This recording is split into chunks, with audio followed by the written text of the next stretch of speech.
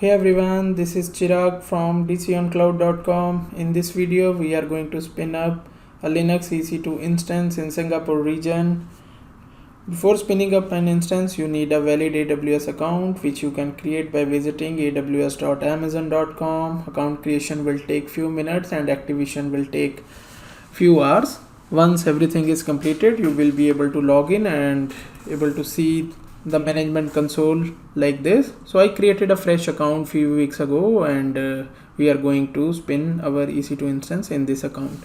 So the first step is to choose the appropriate region which is closest to you. So Singapore region is closest to me, so I just selected here, and I'm going to start with the creation process of our first Linux virtual machine on AWS cloud. So you can select it from here, EC2, or here from the service drop down menu, or even you can search it from here. There are many different options or places from where we can select. So I have selected from the search bar. I just typed EC2 and just click on the result, and here I am in the EC2 dashboard. So AWS is constantly updating their console user experience. So depend upon when you will watch this video, it may change. Another important step for the fresh account is to check the limits. So as I mentioned that this is a fresh account, so I just click on the limits and I am able to see that for creation of dedicated host, I don't have any limit. Even if I try to create any dedicated host, it will throw an error. So check this limit. So previously it was shown instance wise, but now as a new user experience I am also exploring the same. So here I found that I have a 5 vCPU limit and belongs to these kind of instance type. So we are going to spin T2 micro Ubuntu instance. So I believe it will be sufficient to create an instance. So let's start the process. Click on the instance, and then you will be able to see the console or the dashboard. It is giving the option of launch instance. You can click on the launch instance here and here, both are same, and there are few steps which we need to follow. So yeah, you can see there are the 7 steps which we need to follow, or 6 steps. 7th is a review one. So each step I will try to explain little bit, but more deep dive video will become near future. So the first step is choosing our operating system. In AWS terminology, it is called as Amazon machine image. So again, depend upon the region. Most common operating systems are available in every region, but depend upon if any specific application on operating system installed with the license included or provided by Amazon, again depend upon the region. So here we are able to see we have the Windows Server option, we have some Ubuntu, we have Amazon own Linux with SQL Server 2017 standard, SUSE Linux. All these are operating system pre-baked, ready to use. So we are going to use today Ubuntu Server 18. So again it is asking for what kind of architecture you are required. So I am going with x86 today. So but if you want to try with any ARM based architecture, that option is also available. More we will explore in future about in which cases the ARM will be helpful than x86. So you can select the instance, and another thing is the instance it is showing that free tier eligible. It means because with a fresh account you will get certain limit to learn, to play, to understand about the platform.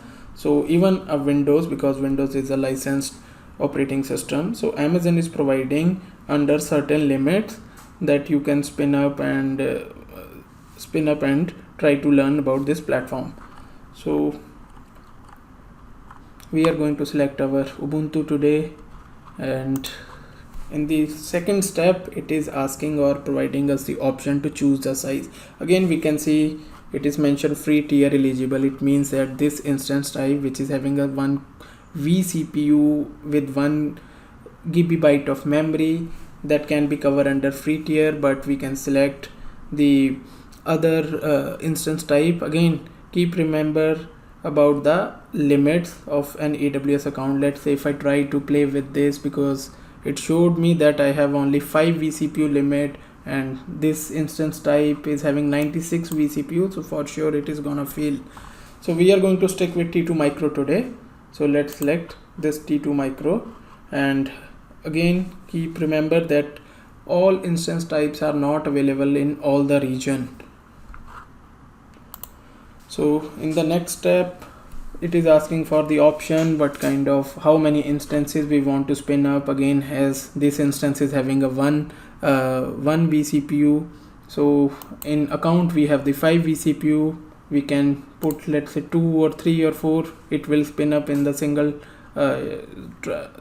request. It will spin up that many instances. So spot instances we will cover later in another video. Network, because it's a fresh account, I have not created any network by default. Each region comes with the default network, so everything is by default selected. So this is the option which in which you can choose the subnets. So the VPC and networking is the base or the most important part in this infrastructure. So we will cover the VPC in another video. Right now let's go with the default, all default options. So another thing it is asking for, if you want to assign the public IP. Yes, because we are going to SSH into this instance and try to see what is or try to install some packages, some Linux packages. So let's assign an IP to this instance.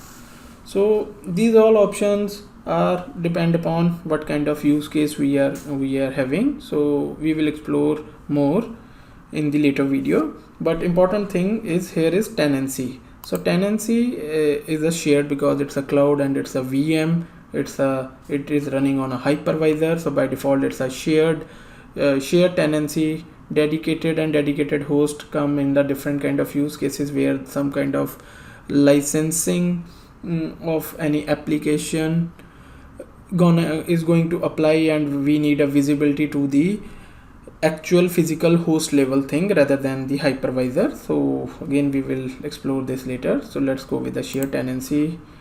Today we are not going to play with this option, and this user data option, it's a where you can pass some script. So at the startup time it will run that script, and let's say we want to install some Nginx or Apache or some code we need to pull, we can pass that information as a text file here.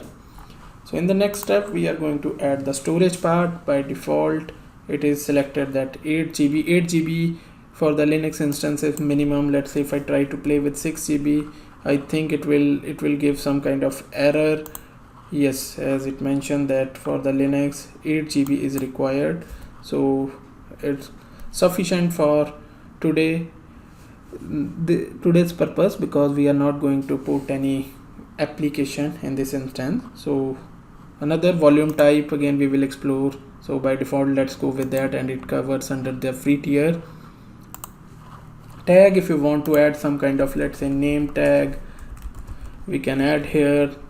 And another thing is security group. So this is what you can understand as a firewall or the entry point to reach out to instance. So again it covers, it will be heavily under the VPC section because it belongs to the networking part. We will cover later, but right now I have one default, so I am going to use that. So just select that from the select and existing, and it is showing that all traffic only allow internally. So we will, while the instance is going to spin up, we will play and we will explore this option more because we want to SSH into this instance. So let's see, and then review and launch. So here you will able to see the details which we have filled from the last 6 steps. So let's click on launch, and then it will ask for the key pair. By default Amazon block to SSH to the instance via password method. So that is why it is asking to create a key pair, because as it's a fresh account. I have not spent any instance in this account. This is the first instance in this account, so let's create a key pair. So this is, you can click on the create a new pair, give it a name. I'm just giving DC on cloud, and then you need to download. So what it is doing, it is creating an SSH key. So public key will be at the AWS side, and we are able to download the private key.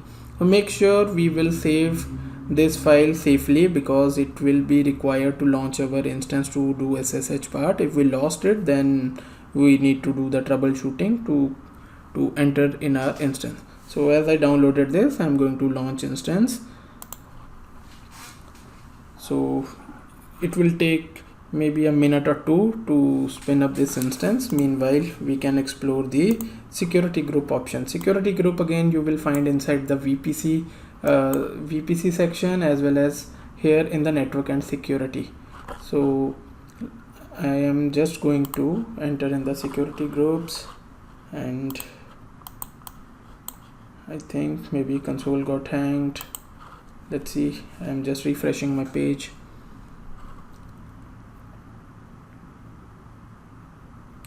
Okay, so I'm into the security group. Meanwhile, let's check whether instance creation is in process.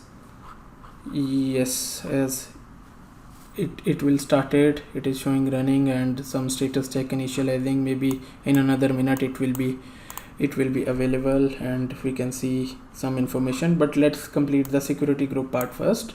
So security group, as I mentioned, it is software defined firewall at instance level. So this is the security group which we selected while the creation of the instance.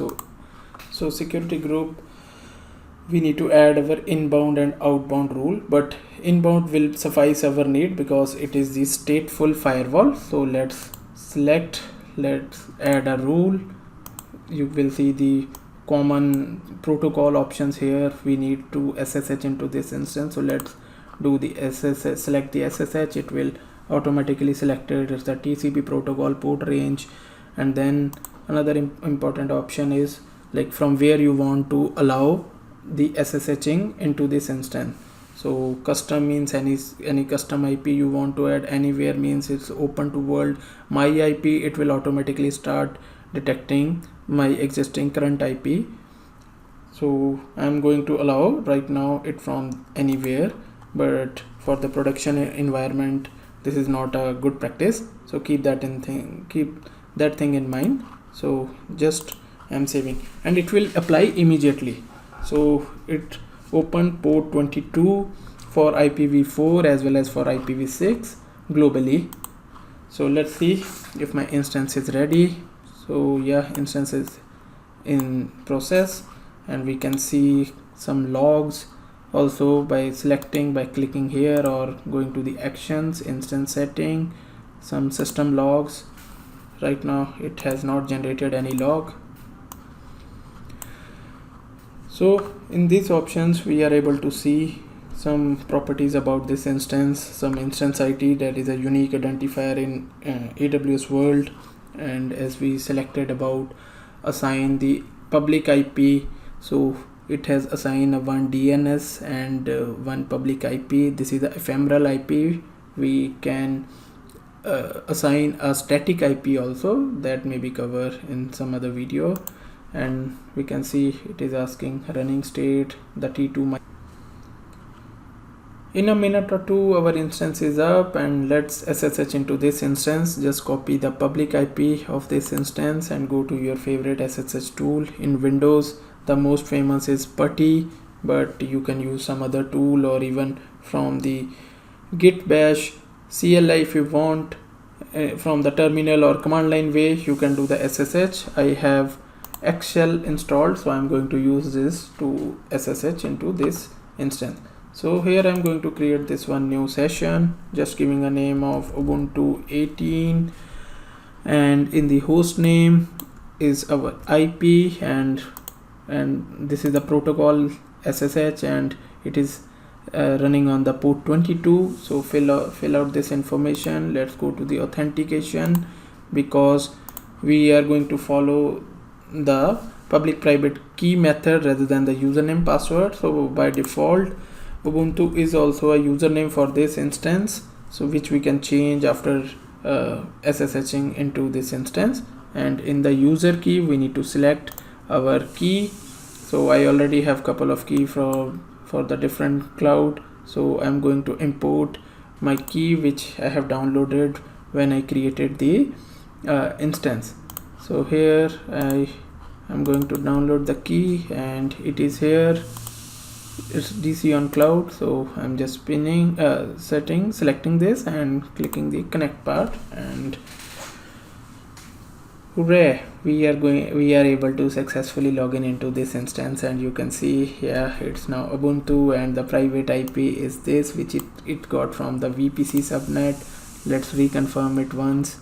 Yes, so it is 172.31.16.20, so it is the same. We can maybe run one update command, sudo apt-get update, to see. Yes, so we are in this instance. So we are successfully able to launch an Ubuntu instance in Singapore region and able to SSH into it. And if you don't wish to run it for longer, you can quickly terminate it by selecting the instance, clicking on the action, or right click after selecting this, going to the instance state and terminate. So it will delete the instance. You just confirm that you want to terminate, and in few seconds you will be able to see the instance state is terminated. So thank you for watching this video. Please subscribe to this channel for more videos on the cloud platform.